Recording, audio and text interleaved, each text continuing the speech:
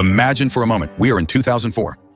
You're holding a Motorola Razr in your hand, that flip phone that turns all heads. It's everywhere in music, videos, movies, parties.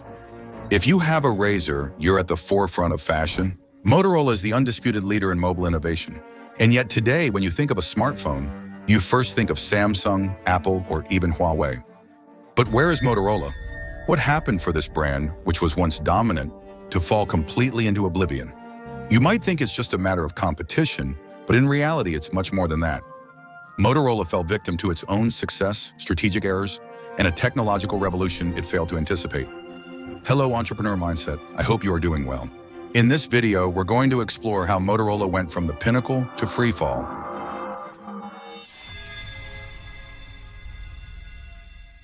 To grasp the situation, some historical context is necessary. In the 80s, Motorola was not just another tech company. It was a symbol of innovation and progress. You may not know this, but it was this company that designed the world's first commercial mobile phone called the Dynatac 8010. Yes, it's that famous brick phone with its bulky antenna. This phone was revolutionary, but only accessible to the elite at the time.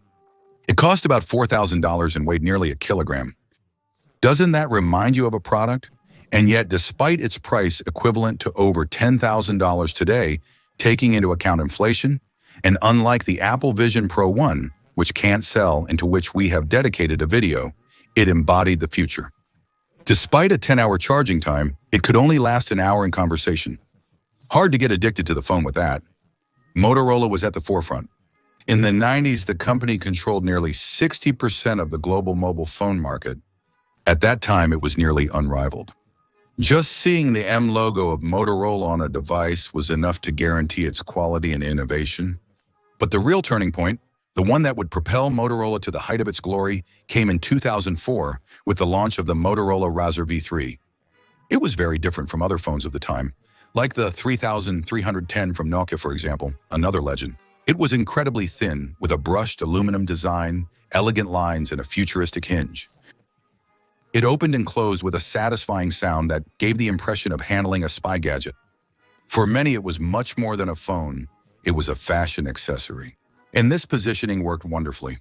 Motorola massively invested in marketing by featuring the Razr in the hands of celebrities, in music videos, and in movies. Everyone rapidly wanted one. From 2004 to 2006, Motorola sold over 130 million Razr V3s globally, and it propelled the brand to superstar status. I remember one of my friends in high school had it, and I was jealous because I had an old Sony Ericsson. In 2005, the brand made record profits. It was number 2 in the global phone market, just behind Nokia. However, many believed Motorola could lead the market. Back then, the brand had limitless potential. They reached a diverse audience.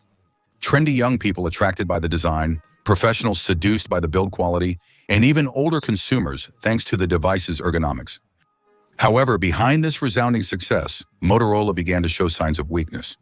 The brand was blinded by the astronomical sales of the Razr and focused solely on this model. As Motorola celebrated its success, rivals Nokia and Samsung were investing heavily in R&D. They were preparing for the next revolution, that of smartphones. Motorola, however, committed a significant strategic error. They continued to release variants of the Razr without any major innovation. The brand believed its design would sustain success, but the market was shifting. Consumers were starting to demand more than just beautiful phones.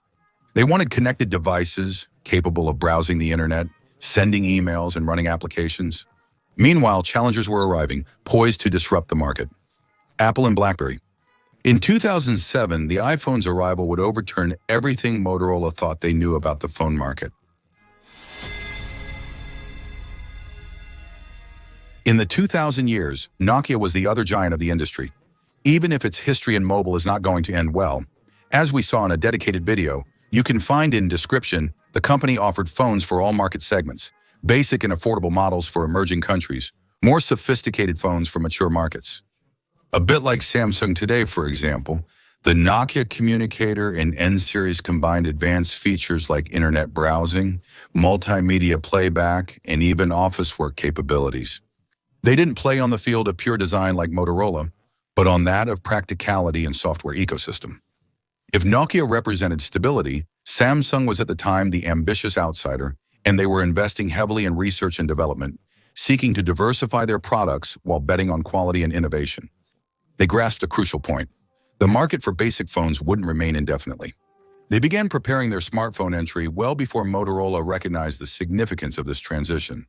In 2008, Samsung launched the Samsung Omnia, a Windows mobile phone that, although rather limited compared to the iPhone, showed their determination to innovate. They were also capitalizing on their ability to mass-produce components like screens and chips, which allowed them to reduce costs and offer competitive products at all price levels. But the real revolution, as you might guess, came a year earlier with the launch of the iPhone, which merged three technologies into one: a phone, a multimedia player, and a device capable of browsing the internet with a touchscreen never seen before. Apple also invested in creating an ecosystem. With the App Store, launched in 2008, users could download applications that met all their needs, turning the phone into a multifunctional tool. The problem was that their phones didn't bring anything truly new. They were seen as outdated devices compared to the iPhone and some Nokia or Samsung phones. Motorola also failed to grasp software's increasing significance. Apple had massively invested in its iOS operating system, while Nokia and Samsung were already experimenting with platforms like Symbian or Android. Motorola, on the other hand, continued to focus on hardware, ignoring that the future of phones rested on user experience and the connected ecosystem. Motorola also had to compete with a new challenge: Chinese manufacturers. Brands like Huawei and ZTE, still little known at the time, began to produce affordable but high-performance phones and primarily targeted emerging markets. These brands, understanding local needs, offered suitable phones at lower prices than Motorola. Consequently, Motorola was losing market share to newcomers in strategic regions like Asia, Africa, and Latin America. In just a few years, Motorola went from leader to follower.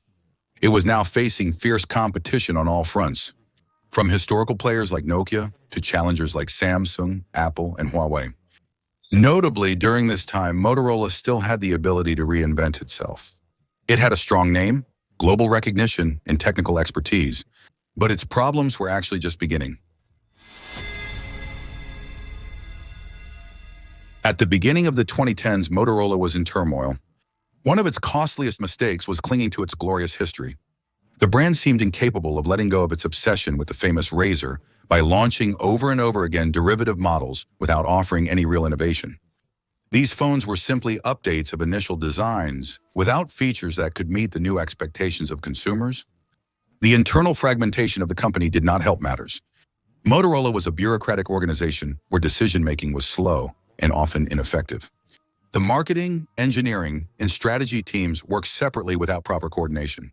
This led to badly positioned products and delayed launches. In 2011, amid a critical situation, Motorola decided to split into two distinct entities. Motorola Mobility dealt with phones and tablets, while Motorola Solutions focused on professional equipment. This choice aimed to give a clearer direction to each branch, but also acknowledge Motorola's inability to remain a leader in mobile phones. In this context, Google stepped in. In 2012, they bought Motorola Mobility for $12.5 billion. At first glance, it seemed like a perfect match. Google was already a major player in the smartphone market with Android, and many hoped this acquisition would enable Motorola to compete with Samsung and Apple. However, it soon became clear that Google's plans differed from Motorola's expectations. What Google was looking for was not to make Motorola a major player, but to get its hands on its impressive patent portfolio. These patents were essential for safeguarding Android in the numerous legal disputes Google faced against Apple and Microsoft. Under Google's ownership, Motorola kept losing market share. The few models launched like the Moto 10 or Moto G were well received by critics, but they did not have the necessary marketing and financial support to compete with the heavyweights of the market. In 2014, Google realized it was no longer interested in managing Motorola and sold the company to Lenovo for just $2.9 billion. For Motorola, this concluded a chapter and started an uncertain future led by the Chinese giant. Despite attempts to reinvent itself, Motorola is today a brand that survives, but far from the spotlight. Under the aegis of Lenovo, the company has repositioned itself in the segment of affordable and mid-range phones, with some successes, like the Moto G series. These devices offer good value for money, but they have none of the aura that the Razr had in its time. The story of Motorola is a brutal lesson that success is never final. The lack of adaptability and the speed at which a technological market can evolve, and how a giant can quickly collapse just like BlackBerry, which was once a behemoth with unique technology used by governments around the world before suffering a fate similar to Motorola, as Robin explains in the video, which is displayed.